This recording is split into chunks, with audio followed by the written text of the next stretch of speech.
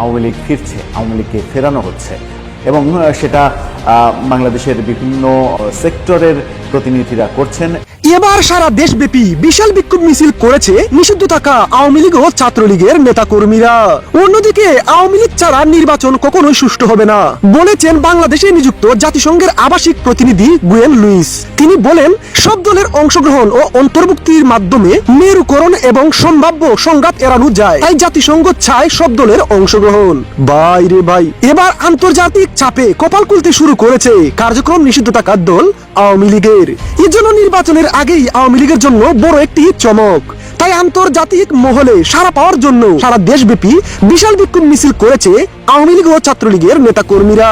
হঠাৎ জাতিসংঘের এমন কঠিন সিদ্ধান্তে অসহায় ডক্টর ইউনূস। আওয়ামী লীগ ফিরছে, আওয়ামী লীগকে ফেরানো হচ্ছে, আওয়ামী লীগকে পুনর্বাসন করার চেষ্টা করা হচ্ছে এবং সেটা বাংলাদেশের বিভিন্ন সেক্টরের প্রতিনিধিরা করছেন। এমনকি এর সঙ্গে উপদেষ্টাদের সম্পর্ক রয়েছে, উপদেষ্টাদের যোগসাজশ রয়েছে, সেই অভিযোগও করা হচ্ছে। গণ অধিকার পরিষদের সাধারণ সম্পাদক রাশেদ খান বলেছেন, অন্তত 5 জন উপদেষ্টা আওয়ামী লীগ ফেরানোর চেষ্টা করছেন।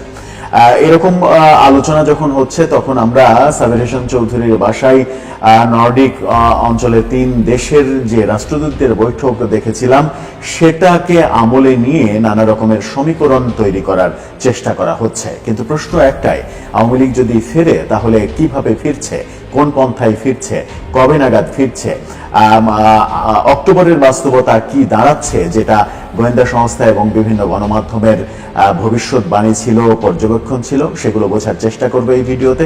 থাকবেন পলিটিক্স টিভির নিয়মিত আয়োজনে। দর্শক, বলছিলাম আওয়ামী লীগ ফেরার আলোচনা সরব হয়েছে। স্পেসিফিকলি যখন রাশেদ খান মন্তব্য করেন যে 5 জন উপদেষ্টা আওয়ামী লীগ ফেরানোর চেষ্টা করছে এবং তিনি এই মন্তব্য যখন করেন, পাশাপাশি এটাও করেন যে আমরা ঐক্যমত্য কমিশনে আমরা দলগুলো একমত হতে পারছি না, বিভিন্ন এজেন্ডাতে আমরা বিভিন্ন রকমের মতামত দিচ্ছি, জুলাই সনদ বাস্তবায়ন সহ গণভোট, নির্বাচন, এই ব্যাপারে গতকালকেও যে অবস্থান একটা দলের ছিল, আজকে সেই অবস্থান আবার পাল্টে যাচ্ছে। এরকম অবস্থা যদি চলতে থাকে তাহলে আওয়ামী লীগের ফেরাটা আরো বেশি সহজ হবে। অর্থাৎ যে তত্ত্বটা সামনে আনা হচ্ছে সেটা হচ্ছে যে জুলাই ঐক্য যদি না থাকে তাহলে আওয়ামী লীগ ফিরতে পারবে অনেক সহজে, আওয়ামী লীগের ফেরাটা সহজ হবে। কেন তিনি অভিযোগ করছেন যে 5 জন উপদেষ্টা কাজ করছেন আওয়ামী লীগ ফেরার জন্য, সেটা তিনিই ভালো জানেন। তার ব্যাখ্যা তিনি স্পষ্টভাবে দেননি, তবে এই মন্তব্য করেছেন। আবার নাহিদ ইসলামের মন্তব্যটাও যদি আমরা আমলে নিই যে উপদেষ্টারা সেফ এক্সিট খুঁজছেন, সেফ এক্সিটের জন্য বিভিন্ন দলের সঙ্গে আতাত করছেন, তার মানে হচ্ছে যে উপদেষ্টাদের নিয়ে কিছু কিছু উপদেষ্টাদের নিয়ে নানা রকমের কথা রয়েছে। এই সেফ এক্সিট নিয়ে আসিফ মাহমুদ, সজীব ভুঁইয়া সহ অন্তত 3-4 জন উপদেষ্টা এরই মাঝে মন্তব্য করেছেন এবং তারা মানে বিদেশে পালাতে চান না, বিদেশে যেতে চান না, এরকম কথা বলেছেন। তার মানে সব মিলিয়ে উপদেষ্টা পরিষদের এক ধরনের সম্পৃক্ততা বিভিন্ন কর্মকাণ্ডে এবং জুলাই যে ঐক্য, সেই ঐক্যে ফাটল ধরানোর পেছনে উপদেষ্টাদের একটা মানে ভূমিকা, সেটা যেমন আলোচনা হচ্ছে, তেমনি সেই সূত্র ধরে আওয়ামী লীগের ফেরাটা অনেক সহজ হচ্ছে, সেই আলোচনাটাও হচ্ছে। আওয়ামী লীগের ফেরার ব্যাপারে আন্তর্জাতিক মহলও সরব হয়েছে, এটা আমরা দৃশ্যমান দেখছি। যখন সাবের হোসেন চৌধুরীর বাসায় মিটিং হচ্ছে এবং সেই মিটিং সম্পর্কে সরকার মন্তব্য করছেন যে কে কার সঙ্গে মিটিং করছে, কোন রাষ্ট্রদূত কার বাসায় গিয়ে মিটিং করবে, এটা তাদের ব্যাপার, এটা আমাদের ব্যাপার না। আবার বিএনপির তরফ থেকে বিএনপির নেতা আমির খসরু মাহমুদ চৌধুরী তিনি মন্তব্য করেছেন যে কোন রাষ্ট্রদূত কার বাসায় গিয়ে মিটিং করবে কি করবে না, সেই ভাবনা বিএনপির না। তার মানে সাবির হোসেন চৌধুরীর বাসায় যে 3 রাষ্ট্রদূতের মিটিং, এটাকে সরকার কিংবা রাজনৈতিক দলগুলো নেগেটিভ ভাবে নিচ্ছে না, পজিটিভ ভাবে নিচ্ছে। এই পজিটিভ ভাবে নেয়ার ইঙ্গিতটা এটাই দেয় যে আওয়ামী লীগকে নির্বাচনে কিংবা রাজনীতিতে ফেরানোর একটা চেষ্টা চলছে। আবার গণমাধ্যম যে খবরটা দিয়েছিল কয়েকদিন আগে, অর্থাৎ সেপ্টেম্বরের শেষ নাগাদ, যে অক্টোবরে আওয়ামী লীগের ঝটিকা মিছিল সহ বিভিন্ন কর্মকাণ্ড বাড়বে, তার গতি বাড়াবে তারা, কিন্তু অক্টোবরের 8 তারিখ চলে গেল, এখন পর্যন্ত সেই লক্ষণ কিন্তু আমরা দেখিনি। অর্থাৎ তারা এক ধরনের ঝিমিয়ে আছে, ম্রিয়মান হয়ে আছে তাদের ঝটিকা মিছিল সহ বিভিন্ন কর্মকাণ্ড। এটাও একটা ইঙ্গিত বহন করে যে তারা বোধহয় এই ঝটিকা মিছিলের ওয়ে বাদ দিয়ে অন্য কোনো ওয়েতে তাদের কর্মকাণ্ড পরিচালিত করছে, এবং অন্য কোনো ওয়ে, সেই ওয়েটা আন্তর্জাতিক মহলের তাদের সঙ্গে যোগাযোগ, তাদেরকে ফেরানোর চেষ্টা, এই ওয়েটাও হতে পারে। আবার সরকার কিংবা রাজনৈতিক দলগুলোর সঙ্গে একটা সমঝোতার ব্যাপারও হতে পারে।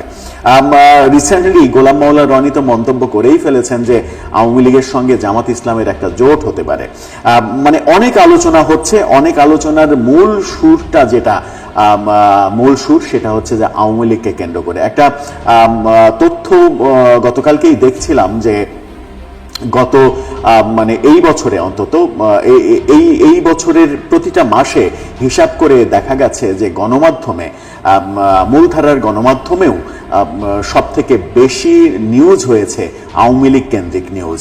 অর্থাৎ জুলাই অভ্যুত্থান, জুলাই সনদ, বিএনপি, সরকার, প্রধান উপদেষ্টার বিদেশ সফর, এই সমস্ত আলোচনার বাইরে গণমাধ্যমে সব থেকে বেশি খবর হয়েছে আওয়ামী লীগ ইস্যুতে।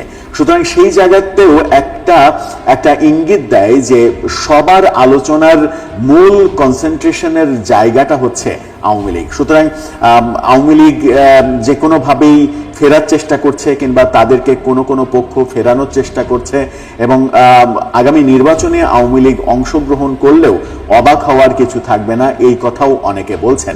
আদতে বাস্তবতাটা কি দাঁড়াচ্ছে? এই যে আওয়ামী লীগের অক্টোবরের 8 তারিখ পর্যন্ত তেমন কোনো ঝটিকা মিছিলের ঘটনা আমরা দেখলাম না, যদিও প্রায় প্রতিদিনই আওয়ামী লীগের নেতাকর্মীরা কোনো জায়গায় কোনো না কোনোভাবে, গতকালকেও খবর এসেছিল যে অন্তত 9 জন গ্রেপ্তার হয়েছে, আজকে খবর আছে একজন সাবেক এমপি সহ অন্তত 5 জন গ্রেপ্তার হয়েছে। গ্রেপ্তারের ঘটনা কিন্তু থেমে নেই, গ্রেপ্তারের ঘটনা চলছে। আবার অন্যদিকে তাদের দুতিয়ালি বিভিন্ন দেশের সঙ্গে, রাষ্ট্রদূতদের সঙ্গে, বিভিন্ন রাজনৈতিক স্টেক হোল্ডারদের সঙ্গে দুতিয়ালিও কিন্তু থেমে নেই।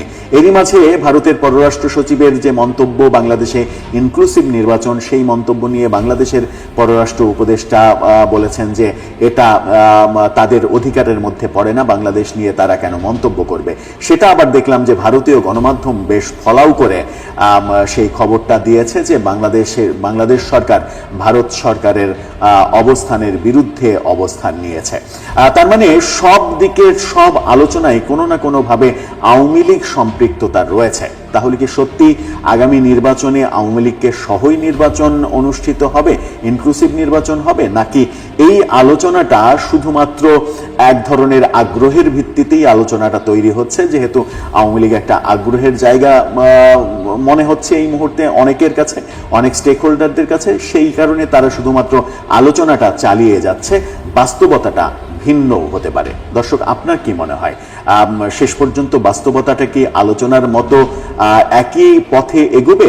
আগামী নির্বাচন কিংবা আগামী সময়ে আওয়ামী লীগের রাজনীতি করার সুযোগ, নির্বাচন করার সুযোগ কি তারা পাবে, নাকি এই আলোচনাগুলো শুধুমাত্র লোক দেখানো আলোচনা, এটা কখনোই বাস্তবায়িত হবে না, কিংবা বাস্তবায়িত হতে একটা দীর্ঘ সময় লাগবে? আপনার মন্তব্য জানিয়ে লিখতে পারেন আমাদের কমেন্ট বক্সে। আওয়ামী লীগ দলকে নিষিদ্ধ করার যে প্রক্রিয়া তৈরি করেছিল ইউনূস সরকার, মিছিল থেকে আওয়ামী লীগের নেতা কর্মীদের গণহারে গ্রেফতার করে কোণঠাসা করেও আওয়ামী লীগ ও ছাত্রলীগের নেতা কর্মীদের দমিয়ে রাখা যায়নি। আওয়ামী লীগের একের পর এক বিশাল আকারের মিছিল, সাধারণ মানুষের জনসমর্থন নজর কেড়েছে আন্তর্জাতিক মহলে। তাই প্রিয় ভিউয়ার্স, আওয়ামী লীগকে নির্বাচনে অংশগ্রহণ করা নিয়ে আপনার কি মতামত কমেন্ট করে জানিয়ে দিন।